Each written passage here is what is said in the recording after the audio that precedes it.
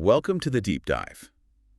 Today, we've got a massive stack of historical sources, maritime records, and some really brilliant expert analyses sitting in front of us. Yeah, a lot of material to get through. Right. And it's largely anchored by the incredible definitive research of historian George W. Hilton. Absolutely. His work is essential here. It really is. So our mission for this deep dive is to examine a completely forgotten catastrophe. We are looking at an event that claimed 844 lives. Which is just a staggering number. Right. I mean, think about that. That means the vessel we're discussing today killed more passengers than the Titanic. Yeah. It killed more passengers than the Lusitania. It remains the deadliest passenger shipwreck in the history of the Great Lakes. And yet history quietly, almost systematically, just kind of misplaced it. Completely misplaced it. Most of you listening to this right now have probably never even heard its name. Which becomes deeply baffling when you consider the sheer scale and the extremely public nature of this disaster. Yeah, because it wasn't hidden. Exactly. We tend to associate monumental shipwrecks with isolation, a vessel lost to a midnight storm in the middle of the Atlantic or striking some uncharted reef miles from civilization. Right, the typical Hollywood disaster scenario. But this was none of those things. This happened in the absolute heart of a major American city, in broad daylight, surrounded by thousands of witnesses. I mean, it was even captured on motion picture film. It's wild. So to really grasp the surreal nature of this, I want you, the listener, to just put yourself in this moment. Yeah, picture the scene. Imagine you are standing on the bank of the Chicago River. It's a beautiful, bright Saturday morning in late July 1915. Perfect summer weather. Right. All around you, there's this incredible, vibrant energy. You're listening to a brass band playing a slightly out-of-tune ragtime melody. People are laughing, talking. And you're waving at this massive steamer ship tied to the dock right in front of you. It is packed deck to deck with people wearing their absolute Sunday best. We're talking crisp white shirts, stiff collars. Straw hats, long summer dresses. They're smiling, leaning over the rails, just completely giddy with the anticipation of what's going to be the best day of their year. The highlight of their year, really. And then, right in front of you, while the band is still playing, while the crowd on the shore is still cheering, Yeah. that enormous ship slowly, almost politely, rolls over onto its side in 20 feet of water. Just unbelievable. So to understand how a tragedy of this magnitude occurs literal feet from a city street, and perhaps more importantly, why it was erased from our national memory, we have to look at a pretty devastating intersection of factors. We really do. We're dealing with mechanical failure, regulatory irony, and, well, the deep socioeconomic divides of early 20th century America. Okay, let's unpack this. Yeah. Because the juxtaposition of the pure joy of that morning with the absolute horror of what followed is just, it's jarring. It's completely whiplash-inducing. We need to set the scene thoroughly to understand the stakes for the people on that boat. So it's July 24th, 1915. This isn't just a random Saturday cruise. This is the Western Electric Hawthorne Works employee picnic. A huge deal. For thousands of working-class immigrant families, this is the one big holiday of the entire year. Yeah, the Hawthorne Works was a massive manufacturing complex just outside of Chicago. They primarily produced telephone equipment. Okay. And to understand the weight of this picnic, we really have to look at the reality of industrial labor in 1915. Because it wasn't like clocking in at an office today? Oh, not at all. Labor laws were practically non-existent by modern standards. 6-day work weeks were the absolute norm. That stays. Yeah. And 10 to 12-hour shifts were standard across the board. Wow. The work was grueling, it was repetitive, dangerous. Factory floors were deafeningly loud, poorly ventilated, and just choked with industrial dust. I can't even imagine. And there's no OSHA, no safety regulations to speak of. Exactly. There was no concept of paid time off or casual long weekends, so a company-sponsored picnic, a full day out across Lake Michigan to a park in Michigan City, Indiana, featuring parades, games, fresh air. I mean, that was a monumental social event. I was looking at the demographic breakdown in our sources, Yeah. and it completely reframes how you look at the passenger list. How so? Well, we're talking about an estimated 7,000 people expected to attend this massive company outing across a whole fleet of chartered ships. Yeah, it was a massive operation. And these were predominantly working-class immigrants from the Czech, Polish, and Hungarian communities of Chicago. Those communities formed the very fabric of industrial Chicago. I mean, these were the hands that physically built the early 20th century, Right. but they were also heavily marginalized. They didn't possess immense wealth, and they lacked any significant political power in the city's machine politics. Which plays a huge role later on. It does. Yeah. And when you look at the age demographics of the victims, the reality becomes particularly heartbreaking. Yeah, this part was tough to read. An estimated 70 to 75% of the people who died that morning were under 25 years old. Under 25. Think about how different a teenager's life was in 1915 versus today. Night and day. A 16-year-old today is, a sophomore in high school worrying about exams or who likes who. A 16-year-old walking onto that ship had likely been working 60-hour weeks in a deafening factory for 2 or 3 years already. Yeah, you had young factory workers, many of whom were indeed teenagers, alongside older workers bringing their entire families, toddlers, young children, adolescents. Everyone was there. For a young worker in 1915, this single day off meant a rare chance for courtship, too. It was a chance to socialize outside the watchful, really punitive eyes of factory floor managers. There's a chance to be a kid, basically. Exactly. It was an opportunity to simply feel the sun on your face and breathe the lake breeze. The deep humanity of these passengers, their sheer ordinariness, and their desperation for a single day of leisure is really the emotional core of this entire event. So tragic. And their ride for the day, the first of 5 chartered steamers to load up that morning, was a ship called the Eastland. The East. Yeah, and it was marketed under this incredibly glamorous nickname. They called it the Speed Queen of the Great Lakes. Sounds great on a poster. Right. You hear Speed Queen, and you picture this sleek, majestic vessel effortlessly slicing through the waves. But the mechanical reality beneath the paint job was entirely different. Okay, break that down for us, because this ship had problems. It had a lot of problems. The Eastland was launched in 1903, and it harbored a terrifying mechanical flaw that was essentially an open secret among the sailors of the Great Lakes. An open secret. Yes. It was notoriously, chronically top-heavy. It had been originally designed for far fewer passengers than it eventually carried. Wait, really? Yeah. And crucially, to allow it to navigate the shallow harbors and rivers of the region, it was built without a keel. Okay, wait, let me work this out. Because a passenger ship of that size operating without a keel seems mechanically impossible to me. It's definitely tricky. Because a keel is the heavy spine at the bottom of a hull that extends downward into the water, right? It acts as a massive counterweight. If a wave pushes a ship over to one side, gravity pulls that heavy keel back down and the ship rights itself. Exactly. It's basically like one of those inflatable punching bags with sand in the bottom. You punch it, it pops back up. That's a great analogy. That physical mechanism is exactly how traditional deep water vessels maintain stability.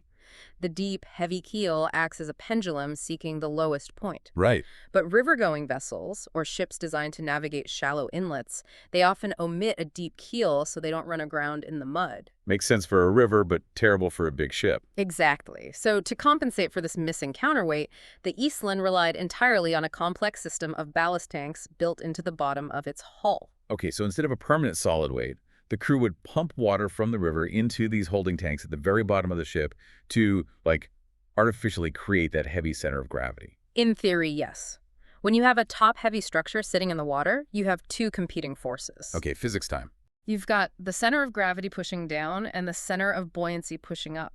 To keep the ship upright, the center of gravity must remain safely aligned with the center of buoyancy. So the water in the tanks is supposed to hold it down. Right. Pumping hundreds of tons of water into the ballast tanks is supposed to anchor that center of gravity low in the hull. But the Eastland's ballast system was deeply flawed. Flawed how? Well, for one, the steam-powered pumps were slow and woefully underpowered for the size of the tanks. Well, that's not good.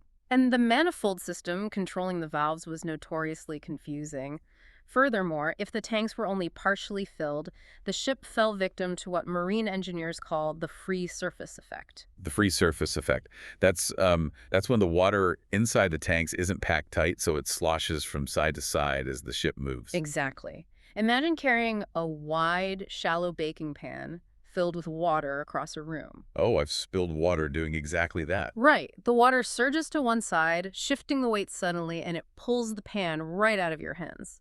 Inside a ship, That sloshing water represents thousands of pounds of weight shifting unpredictably, which actually destabilizes the ship further instead of anchoring it. Which earned the Eastland a pretty terrifying reputation. I mean, sailors called it the hoodoo boat. Yes, they did. They genuinely believed it was cursed. Our sources document major incidents in 1904 and 1906 where the ship severely listed, like terrifying everyone on board. Yeah. It had a documented history of near capsizes. The crew was constantly engaged in this delicate, stressful battle, just pumping water back and forth between the port and starboard ballast tanks, just to keep the deck level while passengers moved around. That sounds exhausting, just constantly reacting to where people are walking. Exactly.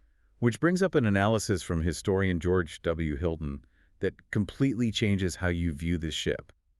Hilton's work is fascinating here. It is. He analyzed the ship's metacentric height, the engineering measurement of its stability, and concluded that the Eastland functioned essentially like a bicycle. Like a bicycle. Yeah. It was only stable when it was actively moving forward through the water, creating dynamic stability. When it was sitting still at a dock, it physically wanted to fall over. It had no natural resting balance. I am really struggling to understand the regulatory environment here, though. How could a passenger vessel with a known multi-year history of severe listing operate without ever undergoing a definitive stability test? It points to a staggering failure of governmental oversight, honestly. And it's rooted in how the marine inspection system operated in the early 1900s. Did they just not care?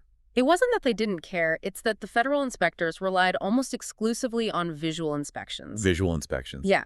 They would board a ship, check the hull for visible leaks, ensure the steam boilers weren't corroded, and they'd count the life preservers. So they're checking the tangible, visible mechanics. Right. But naval architecture, the complex physics of stability, buoyancy, and metacentric height was simply not rigorously tested by the government. That seems like a massive oversight. It was. Inspectors did not load ships with test weights and scientifically measure their tipping point. They basically just trusted the initial blueprints, and they trusted the owners. Wow. So we're looking at a ship that is a mechanical bicycle, unable to balance at a standstill, relying on a flawed, sluggish water ballast system as a temporary crutch. The recipe for disaster. Which brings us to the morning of July 24th. If the Eastland couldn't balance itself while empty and stationary, what happens when you pack 2,500 stationary people onto its highest decks? Well, the result is a mechanical failure that unfolds in agonizing mathematical slow motion. Let's look at what is happening minute by minute, because the timeline is incredibly compressed. Boarding begins at 6:30 a.m. Early morning. The energy is infectious. People are pouring onto the ship Yeah. because everyone wants the best view of the river and everyone wants to wave at their friends waiting on the dock. They all crowd the upper promenade decks. Naturally, you want to see the sights. By 7:10 a.m., there were roughly 2,500 passengers and crew aboard. And down in the physics of the hull, the system is already beginning to fail. Because of the weight. Yes. Consider the sheer mass being added to the very top of a structure that already wants to tip over. If we estimate an average human weight of around 140 to 150 pounds, Okay. multiplying that by 2,500 people means roughly 175 tons of moving weight has just been introduced to the highest points of the ship. 175 tons on top of a bicycle. Exactly. As this mass accumulates, the Eastland begins to list. Initially, it leans slightly away from the dock toward the open water of the Chicago River. Okay, so 2,500 people are getting on this top-heavy ship. What is happening down in the engine room while the crowd is boarding? Because the crew must have felt that lean immediately. Oh, they did. The chief engineer and his men in the boiler room noticed the deck shifting under their feet. Annexations. Pretty much. They immediately react by opening valves to pump river water into the starboard ballast tanks, the tanks closest to the dock. Hoping the added weight will pull the ship back to an even keel. Right. They are frantically trying to manipulate the center of gravity, and for a moment, it appears to work. It levels out. The ship slowly levels out, but the momentum doesn't stop at center. The list shifts, and the vessel begins to lean back toward the wooden dock. Did they overcompensate with the pumps? Or was this the free surface effect of the water sloshing back to the other side? It was actually a lethal combination of both, compounded by the environment. The river itself. Yeah. The Eastland was sitting in very shallow water, and historical evidence suggests its hull may have been resting slightly on accumulated debris or the muddy bottom at the edge of the wharf. Oh, so it wasn't even floating freely. Right, which would artificially disrupt how the ship displaced water. So when the lean shifted toward the dock, the crew frantically threw the valves in reverse, trying to pump water back to the portside tanks. But the pumps were slow. Exactly. The old steam pumps simply could not move the water fast enough to counteract the massive pendulum effect of 175 tons of humanity on the top deck. The disconnect between the crew fighting for their lives below deck and the passengers above deck is just surreal. Two completely different worlds. While the engineers are sweating, swearing, wrenching valves, fighting a losing battle against gravity, the picnic goers up in the sunshine barely registered the danger. Not at all. A slight tilt to the deck. They assume that's just part of being on a boat. They are laughing, they're waving at the cameras on the shore, the band is playing ragtime. That disconnect perfectly illustrates how completely people trust the massive steel infrastructure around them. We just assume it's safe. We do. The passengers trusted the deck beneath their feet because it was large and metallic. But between 7:28 and 7:30 a.m., the physics permanently broke down. That 2-minute window. The list toward the open river passed the point of no return. The ship's center of gravity shifted entirely outside the physical footprint of its hull. I really want to focus on those 2 specific minutes, from 7.28 to 7.30. Because when we conceptualize shipwrecks, our minds naturally go to violent storms, tearing metal, explosions, the drama of a Hollywood movie. Chaos. But this was none of that. Witnesses described it as a slow, almost polite surrender to gravity. The Eastland simply lies down on its side. So slowly. It's sitting in just 20 feet of flat, calm water. Yeah. It is still securely tied to the massive wooden pilings of the dock. Right. The mooring lines are snapping under the immense strain, sounding like artillery fire echoing across the river. But the ship just continues its roll. Because the capsizing happened so slowly initially, the details preserved in the historical record are incredibly surreal. They really are. They're almost entirely devoid of the traditional gore we associate with disasters, which makes the reality of the terror even more profound, I think. It highlights the absolute domesticity of the tragedy. Our sources specifically mention things like a heavy wooden refrigerator and a grand piano. Yes. Because the Eastland was outfitting for a pleasure cruise, the decks were furnished with heavy, unbolted items for entertainment and catering. Makes sense? You want music and cold drinks. But as the ship's deck angle becomes severe, gravity takes hold of anything not tied down. A grand piano suddenly breaks loose from its position and slides violently across the wooden deck, crushing people in its path. God, that's horrific. An enormous ice-filled refrigerator from the concession stand detaches and crashes across the promenade. The angle becomes so steep that passengers simply lose their footing. They can't even stand up. They slide down the sloping decks, tumbling over one another in a massive pile until they hit the portside railing. And then the ship hits the water. Because the river is so shallow, only 20 feet deep, the ship doesn't sink into the abyss. No, it just rests on the bottom. It rests on the muddy bottom of the river channel, with its starboard side, the high side, sticking entirely out of the water like a metal island. But for the people trapped on the lower decks, that 20 feet of water was an inescapable tomb. Water immediately began pouring through every opening. And that is the crux of the staggering death toll. It was a warm July morning in Chicago. Every single window, every porthole, every gangway door had been thrown open to catch the breeze. Oh, no. So when the ship rolled 90 degrees, the river rushed in with catastrophic force. It's just a wall of water. Hundreds of people who had been exploring the inner cabins, finding their seats in the lower enclosed dining areas, or using the restrooms, were suddenly thrust into total darkness as the murky water engulfed them. It's a nightmare. The ship instantly became a massive steel cage. There was no time to swim to a staircase, and even if someone found a staircase, it was now oriented completely sideways. The witnesses standing on the shore could only watch in absolute horror. One perspective that really stood out from the primary sources was a cartoonist who happened to be standing on the Clark Street bridge. Oh, yes, I remember reading about him. He was just casually sketching the morning scene, and he watched the entire disaster unfold in real time. A newspaper reporter on the scene described the passengers being flung from the top deck into the churning river like ants brushed from a table. The visual contrast of that exact moment is just staggering to comprehend. On one hand, you have a churning, desperate mass of hundreds of people thrashing in the water, trapped beneath the promenade decks. Struggling under the weight of heavy woolen skirts and stiff formal clothing because people dressed up back then. Exactly. Those clothes were like anchors when wet. And simultaneously, on the high side of the hull, the side that rolled up into the air, you had passengers who had been standing near the starboard rail. Right. As the ship rolled beneath them, they simply climbed over the railing and stepped out onto the exposed, flat steel side of the ship. That is insane to picture. People stepping off the side of a capsized vessel, walking across the flat hull, and stepping directly onto the tugboats that rushed into hell. With their shoes barely even getting wet. While literally inches below their feet, separated only by a sheet of steel, hundreds of their friends and family members were drowning. To have a tragedy of this magnitude happening literally alongside a brass band that had just stopped playing moments before it's beyond comprehension. What's fascinating here is that when we look past the sheer visceral shock of the event, we are forced to confront the mechanics of why it actually tipped over in that specific moment. Right, because it didn't tip over the day before. A ship sitting at a dock, even an overcrowded, poorly designed one, doesn't usually capsize without a definitive catalyst pushing it past its tipping point. Because it wasn't struck by a torpedo. It didn't hit a rogue wave. No. So let's dissect the cause. We established that the Eastland was a top-heavy bicycle of a ship, heavily reliant on a mismanaged ballast system.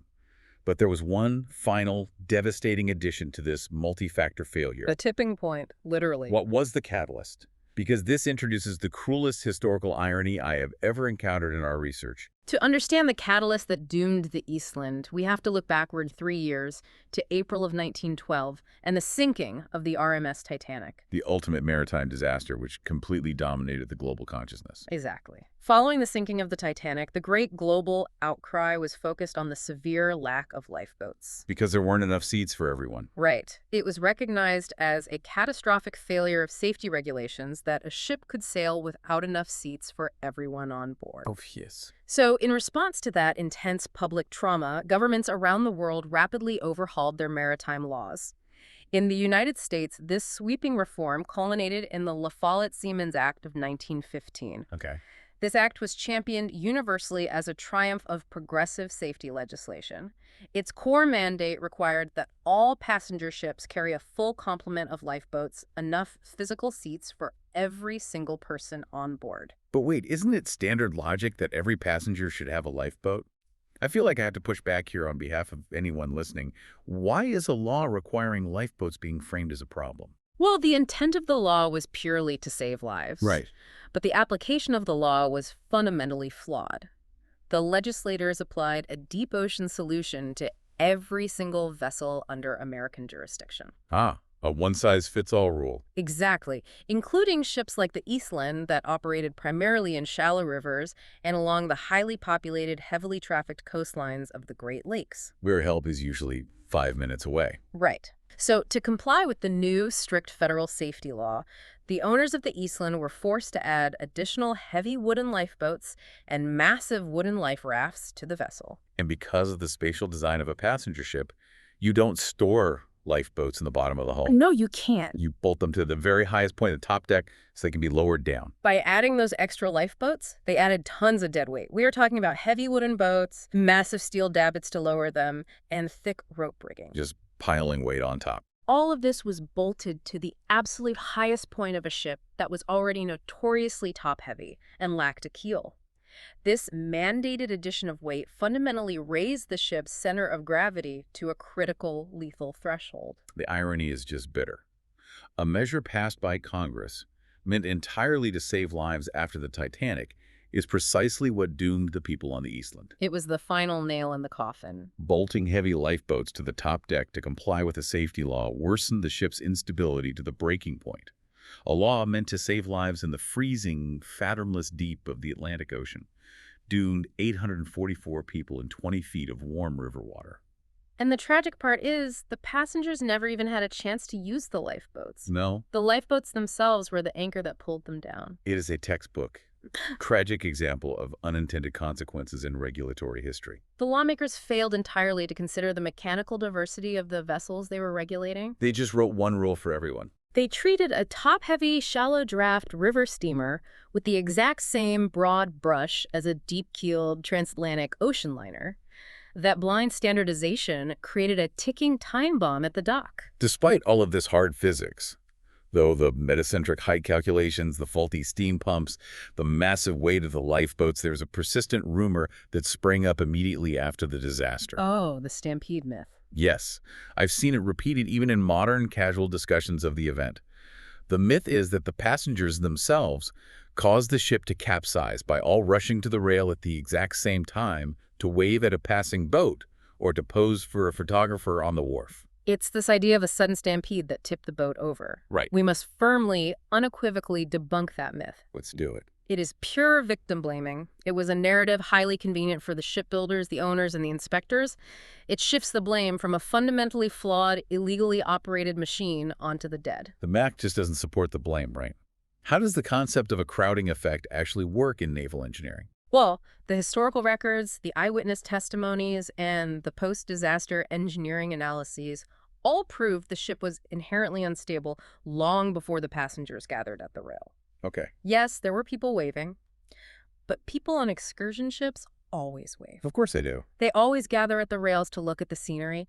A properly designed, stable passenger vessel is engineered specifically to withstand a crowding effect. It's built for that, exactly. If an excursion steamer capsizes simply because its passengers walk to one side of the deck to look at something, it is not a safe ship. It has failed its primary function. Right. Furthermore, multiple survivors testified under oath that there was no sudden rush, no stampede, no chaotic movement. The ship simply began its slow, inevitable lean, and gravity took over.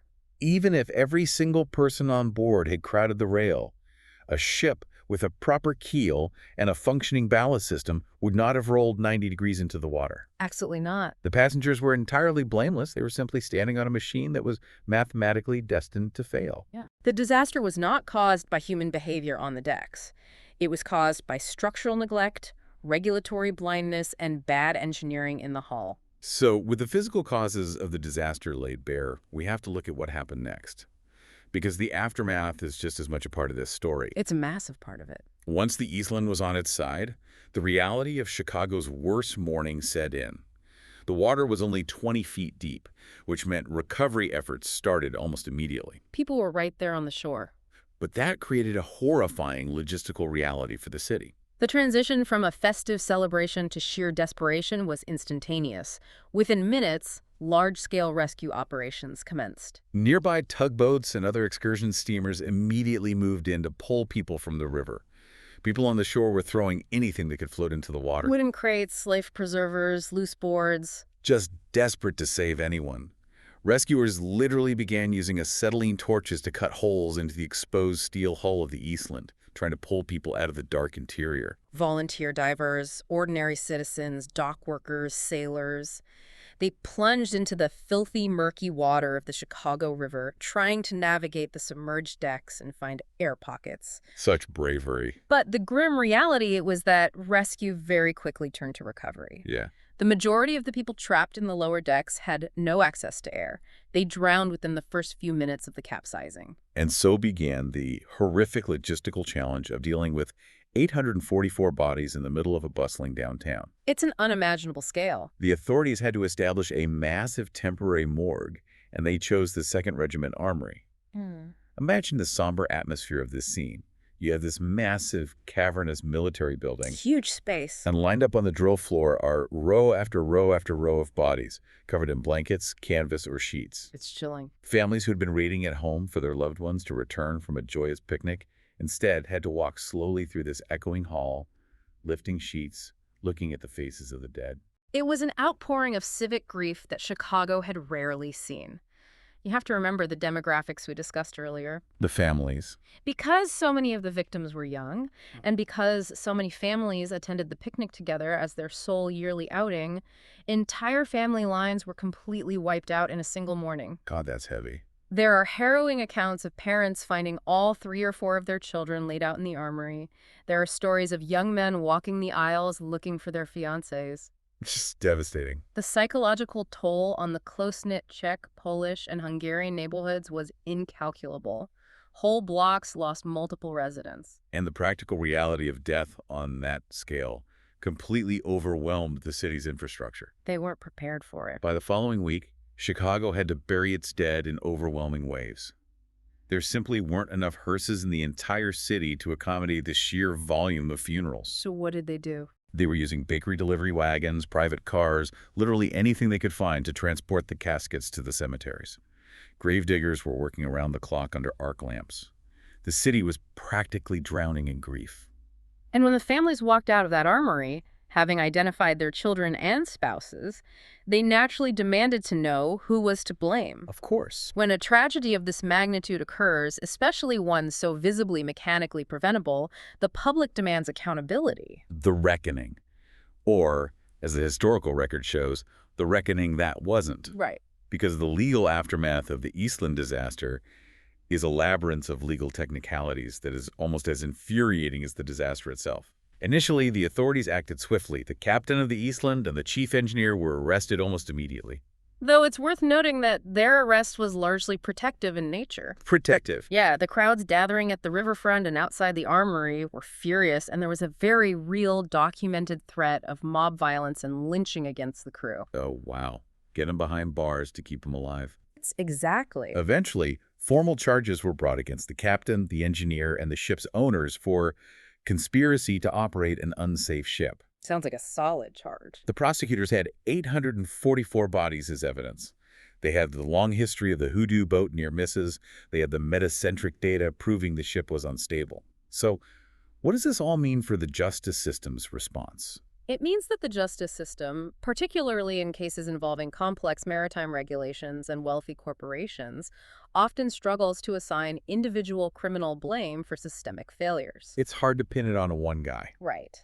The outcome of the initial criminal trials was a complete acquittal. Wait, complete acquittal, everyone. Everyone was cleared of criminal conspiracy. The judge essentially ruled that the crew was doing their best with the flawed ship and that proving a deliberate, knowing conspiracy among the owners to operate unsafely was legally impossible under the statutes of the time. So the criminal charges failed. So the family shifted their focus to civil liability. They wanted some sort of financial compensation for the loss of their primary breadwinners, their children, their future. Which makes total sense. And that legal fight dragged on for an agonizing 24 years. The civil litigation crawled through the federal courts from 1915 all the way to 1939. 24 years of lawsuits. The families fought tirelessly, pooling their meager resources. But the ultimate ruling was a devastating blow. The courts decided that the owners of the Eastland were not liable for the disaster. Not liable. And the reasoning circles back to the very flaw in the regulatory system we discussed earlier. The federal inspections. They used them as a shield. Exactly. Under the Limited Liability Act of 1851, ship owners could limit their liability to the salvage value of the vessel if they could prove the disaster occurred without their privity or knowledge. The owners of the Eastland argued successfully that they could not be held legally responsible for the hidden instability of the ship because government inspectors had continually signed off on its safety. Because they had the paperwork. They had the rubber stamp. The fact that the federal inspection process itself was woefully inadequate, relying on visual checks rather than stability tests, was not the owner's legal problem. It was the government's problem. Right. Because they had complied with the letter of the law, including adding those heavy, lethal lifeboats they were legally absolved of gross negligence. So the families of the victims got next to nothing. Next to nothing. The court ruled that the owner's liability was limited to the scrap value of the salvaged hull of the Eastland. Scrap metal. And once the legal fees and salvage costs were deducted, there was essentially no money left to distribute to the families of the 844 victims. The scale of the injustice was so massive that it actually drew the attention of some legendary historical figures. It did, yeah. The famous defense attorney Clarence Darrow, known for taking on monumental labor and civil rights cases, actually worked on one of the legal actions to try to pierce that corporate veil and win compensation for the families. He tried his best. And the legendary poet Carl Sandburg, who was working as a journalist in Chicago at the time, wrote a furious, blistering dispatch about the tragedy, raging against the greed and the negligence that allowed a top-heavy metal death trap to be marketed to working-class people as a pleasure cruiser. If we connect this massive legal failure to the bigger picture of historical memory, we arrive at the central question of our analysis. Why did we forget? Exactly. Why was the Eastland erased? How does a country just quietly agree to forget 844 people dying 20 feet from the shore in the middle of a major metropolis? It feels impossible to forget. We have to look at the parallels with other massive, yet overlooked maritime disasters. Consider the Sultana or the General Slocum. Right. The Sultana exploded on the Mississippi River in 1865, killing roughly 1,800 people, mostly Union POWs, returning home from the Civil War. A huge loss of life. And the General Slocum caught fire in New York's East River in 1904, killing over 1,000 people, mostly German immigrants. What do the Sultana, the General Slocum, and the Eastland all have in common? They were all inland. Yes, they were all inland or river disasters. They completely lacked the romantic, terrifying allure of the deep ocean. The mystery of the sea. Right. When a massive ship sinks in the middle of the dark, freezing Atlantic, it evokes a primal mythological fear. It feels like an act of God, a titanic battle between the hubris of man and the unconquerable forces of nature. But the Eastland, it happened at a filthy city wharf, tied to a wooden dock next to a street. Exactly. It wasn't man versus the untamed ocean. It was a cheap, poorly designed machine falling over in a puddle. There's absolutely nothing romantic about it. There's no heroism to be spun from it for the history books. No noble sacrifice. The captain didn't go down with the ship while the band played on.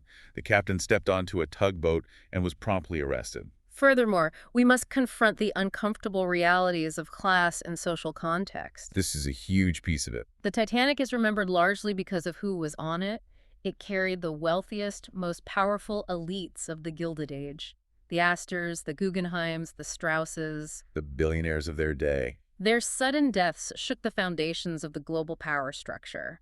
The victims of the Eastland were ordinary immigrant workers. They were factory hands. They didn't have that cultural weight. They were people whose physical labor was essential to building the city, but whose lives were viewed as expendable by the broader social hierarchy of the time. It is the brutal truth of how history is curated.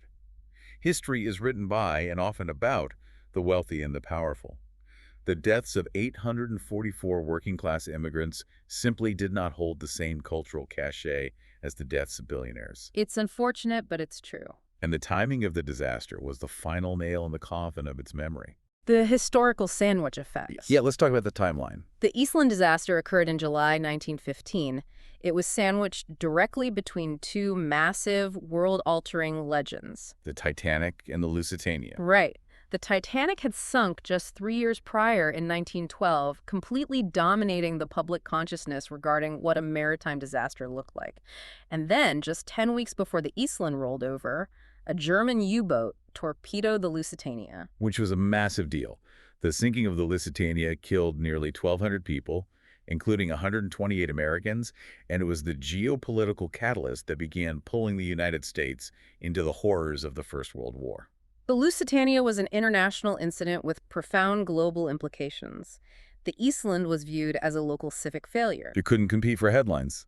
As the newspaper headlines shifted rapidly toward the escalating war in Europe, the tragedy in the Chicago River was simply overshadowed. The courts dragged their feet for decades, the owners deflected blame behind federal paperwork, and the immigrant communities were left to mourn in silence, isolated in their specific, grief-stricken neighborhoods. So, let's synthesize what we've unpacked in this deep dive. Yeah. 844 people died in the heart of a major American city. Yeah. It happened on camera, in calm water, mere feet from the shore. They died because they were placed on a structurally deficient, inherently top-heavy boat that functioned like a bicycle. A bicycle that couldn't stop. It relied on a sluggish, flawed ballast system, and it was ultimately doomed by the heavy, cruel irony of lifeboats mandated by a law that was meant to save them. They faded from our collective memory because of who they were, where they died, and the loud global events happening around them. The perfect storm of forgetting. But the memory hasn't vanished entirely. There are dedicated efforts ensuring that Eastland is not permanently lost to the footnotes of history. Thankfully, yes. Today, the Eastland Disaster Historical Society is doing incredible, meticulous work, keeping the names of the victims alive, telling their personal stories, and fighting the historical erasure. It's really important work they're doing. It is.